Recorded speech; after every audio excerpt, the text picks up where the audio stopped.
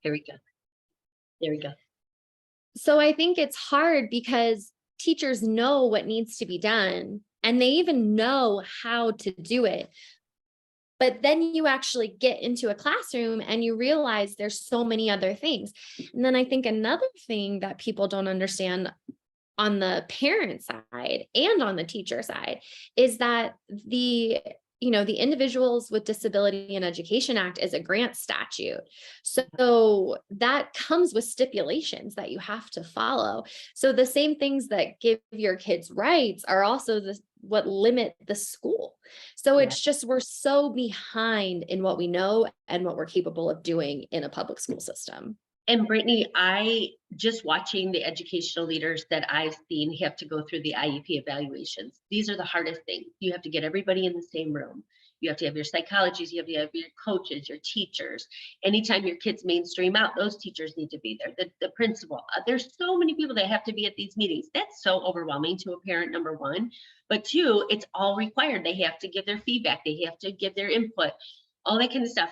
And to me, I think we can simplify some of this stuff, as well as all the IEPs that they have to write out. It's such a tedious process. Yet it's like every single detail for this child. We don't do that much for our typical students, and we're putting all of this into these kids. Instead, maybe there's ways, like pull parent programs in and talk to the parents and say, what kind of things do we really need to make this successful for everybody involved, right?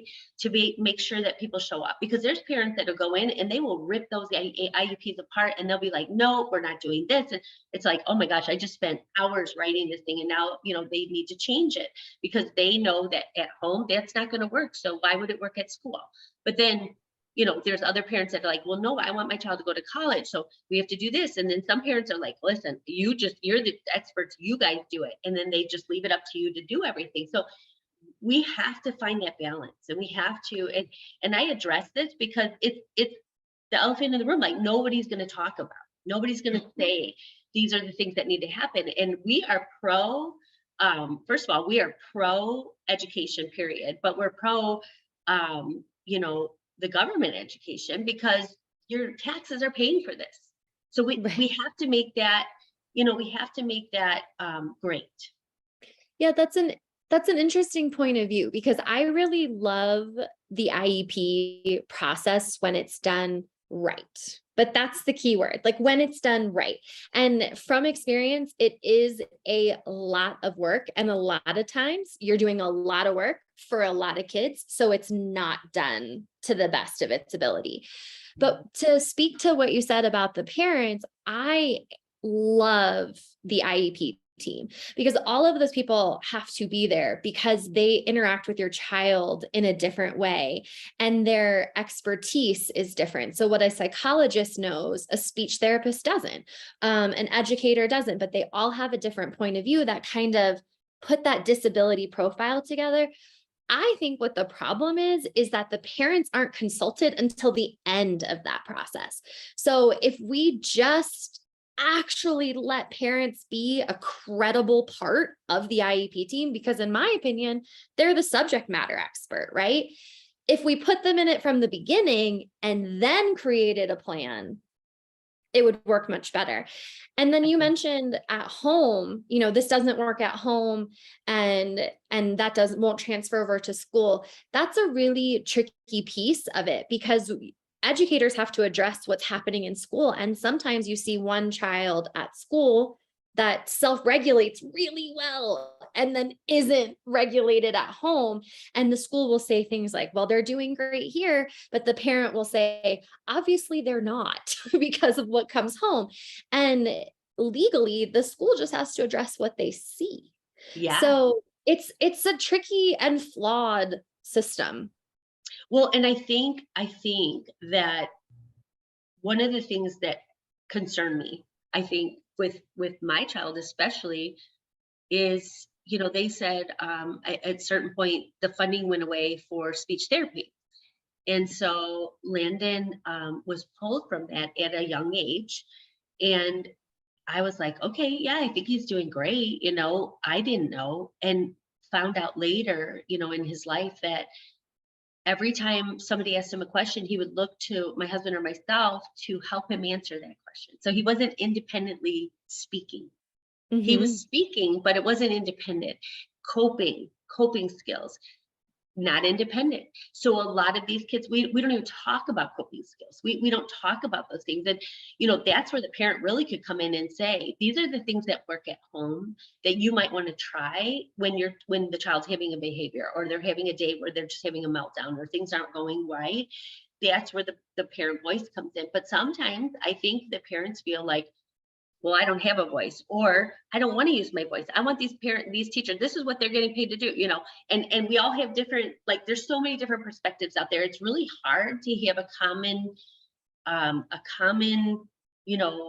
way of doing this. And so what I hope is that for parent side of things, that we come together and we kind of say, okay, this would be a great way to address doing the IEPs as a parent perspective, so that I stay involved and that I have to use my voice. It's not a choice. You have to use your voice. It's just your child, and we all have to have the best interests of this child. And then with the teachers, you know, like you just said, how your child might be at school isn't how it is at home, but then when they come home, they're having meltdowns because they never stemmed at school, because they tried to hide that they have autism or whatever it may be. So there's so many aspects of this. And I think, we have a lot of checklists, but going through those checklists and just kind of making sure that, when it comes to education, or when it comes to socialization, or when it comes to, the everyday coping skills and all that kind of stuff, like, we address not just the curriculum piece of it, but some of those other behaviors that come along with it that may not be exhibiting at school, but they're exhibiting at home that affect school. Because when Right. Landon would come home, they would give him homework, and that triggered him. Like, the whole night we were stressed out. And I finally went to the teachers and I go, is there any way we can just take homework out of the equation? And the teacher's like, oh yeah, no problem. And I was like, oh my gosh, I should have answered like 6 years ago, because the stress and anxiety that goes along with it. It's not that I don't want to do that, but the things that we work on are more life skills, safety skills, job skills, right? And then they go to education and they're learning all those components of it. And to be able to bridge those two gaps is so important. And I don't know, Brittany, if you know this, but our model is at-risk families. So not just autism, but at-risk families, right? Education, community, and responders. And we put all of those people together. Like, our goal is to see where are the broken pieces, or where are the gaps, and then coming in and assessing that. And with your knowledge and your experience, just as a family member, but as well as a teacher, I mean, you have a lot to offer to really fix some of the things that need to be addressed. Yeah, I appreciate that. The it's a reoccurring theme in the IEPs that I get brought into. A lot of times, by the time a family calls me, we are well down the road into a problem. But a lot of times with my families, they're especially my families with autistic children, they are caught up in this is my child at school, this is my child at home. And they're just stuck. And it's like the mom is less credible because she's saying things are happening that the school's not seeing. So instead of acknowledging that that could be a different problem or the same child, it's like, well, we don't see what you're talking about. And then the parent feels like they don't have any options, or they don't have a say because they're not being heard. When the simple answer is that any child, regardless of a disability, spends an extensive amount of time in a school day self-regulating, but not all children have enough spoons to do that. They don't have enough to get through their entire day. And we know that. Science tells us that. So why can't we just acknowledge it in a school setting? And I love that you guys are approaching the whole child, because something I really push to my families is developing a disability profile that talks about everything that goes into your child, their strengths, their weaknesses, how Yeah. each part of them impacts different areas, and communicating that forward, because they are a whole human, not a segmented human in different parts of the day. Well, and Brittany, I think if if the parents did that, and then let's say, and this is just a hypothetical, right? we go out to the community and we say, we would like our responders and our community to come in. We're going to do an educational forum to talk about individuals that have a disability. And we start training our community, we start training our officers, our firefighters, medics, how to address these individuals. As a teacher perspective, as a parent perspective, putting those two people in the room to tell these other individuals how to address these types of behaviors or socialization, whatever it may be. I feel like you're an expert when it comes to the educational side of it. You're also an expert as a parent. You know, for me, I've never been in a classroom, so I can't say that I understand what you deal with. I worked in a restaurant. I had, 30, 40 employees at one time. That was a classroom, and you were always training and educating. The difference is they were very independent and you had to reel them in. It was a little different, right? But when you started observing all your employees, you saw the ones that might have a disability. You saw the ones that, but they didn't want to show it or talk about it because they were around their peers and they were embarrassed about it or they weren't comfortable speaking about it. I think we have to open those doors. We have to fix those types of things. And I know with Dr. Khan being a part of this, she has brought in some of those components because she has autism herself. She's a doctorate of, psychology. Oh my gosh, her list goes on, right? And she's global. She can speak 3 languages. She's willing to go out there and do this. She's in a country where they don't all have 100% rights with everything, and she has to fight for that sometimes. So she's doing so many, it's like breaking down so many walls, and we can learn so much from her. So Dr. Khan, you've been listening to us, and obviously Brittany and I have a lot of I have a lot of questions, because but I would love your perspective. I was listening to me. Oh. Okay, Brittany, I would like to ask you a few questions because you mentioned about a boy. You both were talking about boys, but my point is there are a lot of girls out there. What is the perspective of parents when it comes to girls? Because we know that they are very good in masking. We know that they are very good in but it was imitation. So they pick up social cues very well, and they can mask themselves in every kind of situation. So what about the girls? Because a lot of girls, when they get problem, when they get into high school or they are in the early teens actually, and the age is 20, then they get a lot of troubles and they don't even understand that what are you going to do about that, and they a lot of went into some form of self-injurious behavior and drug addiction and a lot of impulsive nature activities too. So what is the ratio of the girls, how much they are diagnosed, and what is the parent perspective toward the girl?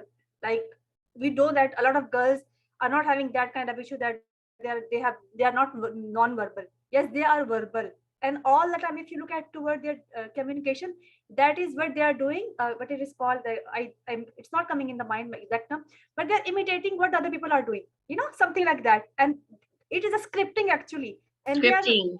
they are talking in scripting. Yes, that is the word, scripting. So these are the jingles, these are script, because whenever you go to somebody, say hi, how are you? If it's a death, sorry for your loss. If it's happiness, happy birthday, happy Valentine Day, or happy Thanksgiving, happy Christmas, and things like that. So these are some social cues, and those are social discussion toward that. So what is the perspective of mother towards you? Love that you asked that question. I could talk to you on a whole other podcast just about that, honestly, because it's an issue. It's a thing. So I guess my first thought would be, I'm not 100% on the ratio, so I don't want to give you a statistic that's incorrect, but in my experience, in my personal life and as an advocate and as a teacher, the girls fall through the cracks a lot because they are great chameleons a lot of times. They are observers, which is a wonderful life skill. They adapt and they cope, and they get described sometimes as quirky, independent, things like that. And I notice that even sometimes family members will not necessarily attribute autism to what's going on for their child. And when a school approaches them and says, hey, I think your kid's autistic, they're like, no, that can't be it. Or sometimes the parent will go to the school and say, hey, my daughter's autistic and she needs an IEP. And the school will say, oh, we're not seeing that here. So legally, we don't have to address it. And it's maddening, to be honest with you. On a personal level, my daughter has childhood apraxia of speech. And we went to a neurodevelopmental ped a couple years ago, and we did the whole workup, and he said that he thought her apraxia made the communication piece difficult, but he described, I don't know if this is right or wrong, but he described autism as a pie. He referred to it as a pie. If you have the filling and you have the crust, then it's a pie. If you don't have the filling and you don't have the crust and you only have one, then it's no longer a pie. It's an entirely different dessert and food. And he said, your daughter has some of the filling, but she doesn't have the crust. And I wonder all the time as she grows, and I am constantly on top of this as a parent, if she does have the crust, but she's a girl and she copes. So it's not even just the school. It's also from a neurodevelopmental point. If a child can cope and they're doing these things, then it can't be autism. If they're social, I hear this one a lot. Well, they said that the girl was social, so it's not autism.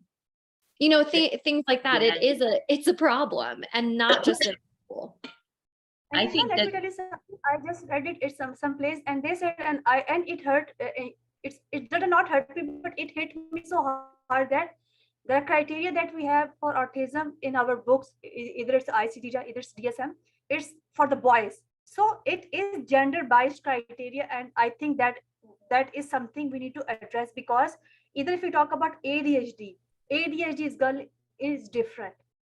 If we talk about AUDHD, few people are familiar with that, and we don't even understand this point that what is ADHD, what is autism, what is the difference between them. Both feel very different, but sometimes girl might be okay. Why she's inattentive? Why she might be aggressive? She is inattentive. She is not exactly the way a boy with ADHD will be. And all the challenges are different for the girls, and the challenges are different for the boy too, even for the parenting lifestyle. Because we talk about a lot of things that include sexual education, that include dangerous safety, that include stranger touch and things like that. A lot of time girls cannot say no, yeah. and they get into a lot of troubles. We know this, and we don't talk about this. Nobody talk about that, and they are the prime suspect of any kind of abuse.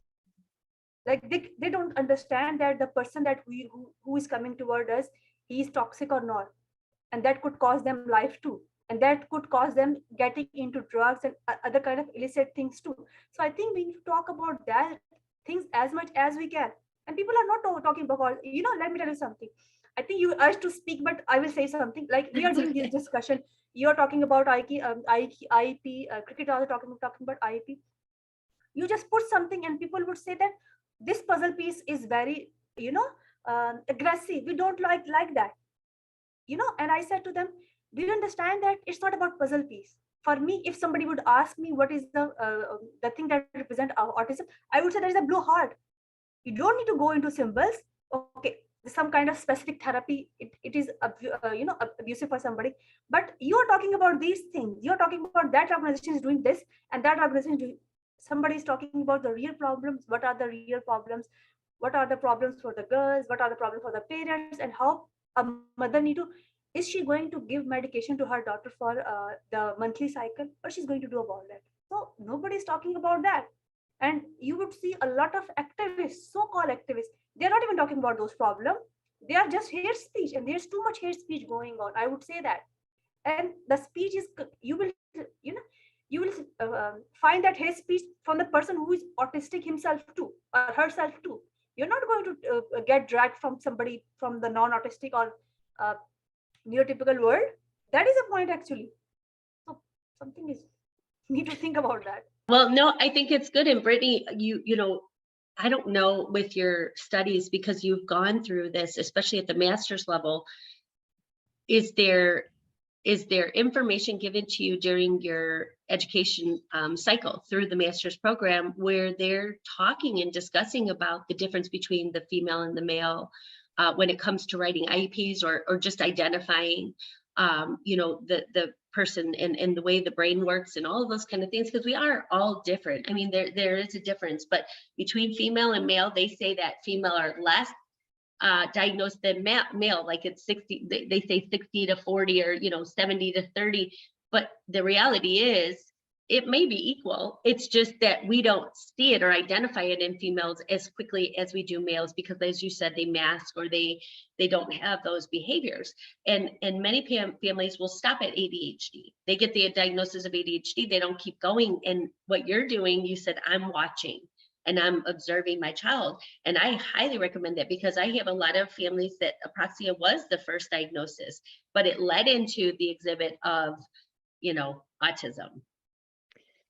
Yeah. And apraxia is tricky because sometimes it is just apraxia and it does complicate the social side of things. So, and the communication. So it can be tricky to navigate, but I think that's why it's so important to know and be informed about the difference between boys and girls, especially in my scenario. If for the grad school question, I went to a really great program and we did talk about it, but not in depth in the way that more about this is because schools don't diagnose, right?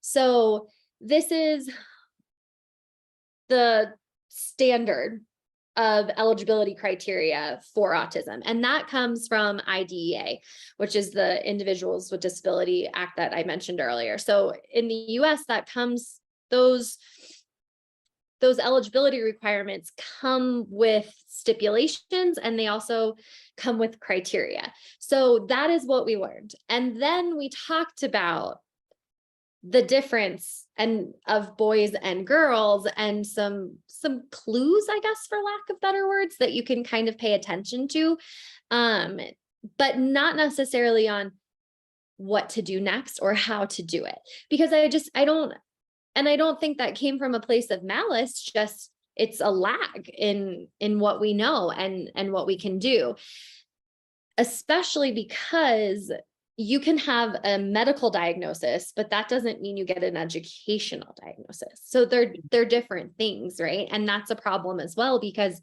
the eligibility in IDEA is more about the social component. And as we just talked about, girls don't always meet that. So today, what I think is so funny, and this happens all the time, Brittany, just so you know, when we meet individuals that have a child and they have a personal connection to autism, we plan to have Spectrum Talks and Tips as a IEP. Let's talk about IEP. Let's do this. And we go in every direction because there's just so much to cover. But today, we did discuss a little bit. I think we definitely touched upon the fact that IEPs are very difficult, for families to hear sometimes. There's an emotion that comes along with it. Families sometimes feel like they're not being heard, or teachers or educators may not feel like they're being heard. There's some conflict sometimes because there's things going on at home that families don't realize aren't happening at school, or things that are happening at school, and so there's just so many different components, and sometimes it becomes very overwhelming. And especially when the IEP, you might have 30 minutes, you got to get through all of these things, or an hour, you have to get through all of these conversations, and there's so much that needs to be addressed. So I would love to invite you back, Brittany, if you would be willing to meet with Dr. Khan and myself. I think that these discussions are very helpful for families to hear. One, because they know they're not alone. And the second part is because there's just so much, like when you sit down and you start diagnosing or dissecting, not even diagnosing, dissecting all of the things that go along with raising a child. And you've been doing it, watching your nephew for 18 years now. Your daughter is going through it, and there's some things that are happening. Our son's 20, almost 21. when you start looking back and you look at the IEPs, I kept every IEP Landon had because I wanted to see the development. I wanted to see the words that were used. And if you look back when he was like 2 and 3 going through this and now today, I would love to compare what's being said today versus what was being said back then and how they use those words, because we've evolved. Hopefully we've evolved right through that. And the Hopefully. things that, yeah, and the things that work, I mean, obviously they're going to stay in those IEPs because they're working.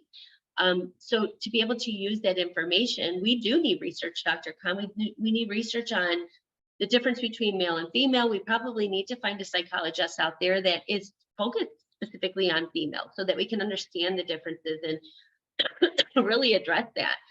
Because there's so many things that I think are missing in that part of, the diagnosis with the female. But going through all of this, we are definitely going to come back and we're going to talk a little bit more about IEPs. We definitely need to address that. But I would also like to talk about the other milestones, talk a little bit about what your sister's child went through and some of the hurdles and obstacles that they had, but also some of the fun things that are happening too. We push our individuals to a level of creativity, and we use the Bloom taxonomy hierarchy for that. And we want to get those individuals to the point where we've removed all the hurdles and obstacles of these individuals to be able to show their true abilities. Because once we're able to do that, you're going to see that you're dealing with the Einsteins of the world. You're dealing with the composers that are out there, the Bachs and the Chopins that did things way back in the day when they didn't diagnose or they didn't really talk about it. And these are the inventors of the world. These individuals have the ability to see things that we have never seen, or a journey that we've never experienced. But sometimes that's missed along the path because of all the other things that come along with it. And if we can get our families and our educators and our community and our responders to kind of come together and start really realizing this, and we can address some of these things, I believe that our future with the individuals living on the autism spectrum especially, you will see a whole different level of individuals, very eclectic, very intuitive. I mean, they're just the things that people say they can't do, they can do. We just have to find the ability for that, and remove some of those hurdles that they have to overcome. So I appreciate both of you guys being on here today and having this discussion, because I think it's a great beginning to set the platform for what we have to come. And we'll definitely figure out a day that we can come back and do this again. Any last words or anything you'd like to add, Brittany or Dr. Khan? I think I came here to give you guys some tips and tricks, and I don't think I listed any of them, but I really appreciate the conversation, because I think, like you said, it lets people know they're not alone, that their experience is not singular. I think that Dr. Khan, you make so many wonderful points, and I wish we could talk all day, because I want to circle back to some of the things that you said, because they are so important. And I really love the idea of you guys bringing on a psychologist specific to girls, because it's so needed. So Brittany, So I that's, would like to thank yes. both of you. There are a lot of things that we need to discuss, because whenever I'm talking to people, I am missing a lot of elements that they are not discussed yet, because they are talking about those things that everybody's talking about. For example, they would talk about meltdown, everybody's talking about meltdown. They will talk about mood, everybody's talking about mood. But what are the real problems? What are the everyday struggle everybody's facing? Nobody's talking about that. And we need to talk about that. What are the struggle a mother face who have a child with autism, who have a child with ADHD, and she's having some kind of domestic violence at home, and their parent too, and how she have to keep everything going, and she might have adopted some kind of traits from the child too, because she have to cope with the child, and she have to act like the way child is acting. So you're very much right that whenever we start talking about different things, we always feel the need that we have to restart these discussions again, because we all know and we all understand and we all want to give so much to this community, and still we sometimes we might feel like we have very little time for doing those discussions. But I think I'm so happy that I'm glad that you came today, and I will wish that we came again and we'll do something wonderful things together. Because whenever I am coming to those forums, and whenever I'm discussing with the parents and with the professionals, I always feel that as country in Pakistan, we are very way behind those things. Like there are things, but people are not discussing about those things. There is not even concept of IEP. There is no concept of government supporting these kind of things. There is no concept that if the child is 18 years old, then he might get some kind of funding. And there's a lot of things we need to discuss. There is no concept that they have to consult this person. No neuropsychiatrist is consulted for epilepsy. And there's a lot of things we need to do. And I think that is the best way to give the awareness, is to talk to about these things as much as we can. So uh, I think it's again that the time would come, and our topic and our discussion will never end. So that was a wonderful discussion. Thank you so much to both of you, and see you in the next session. Thank you so much, Brittany. Thank you Thanks, so Linda. much. Thank Thank you.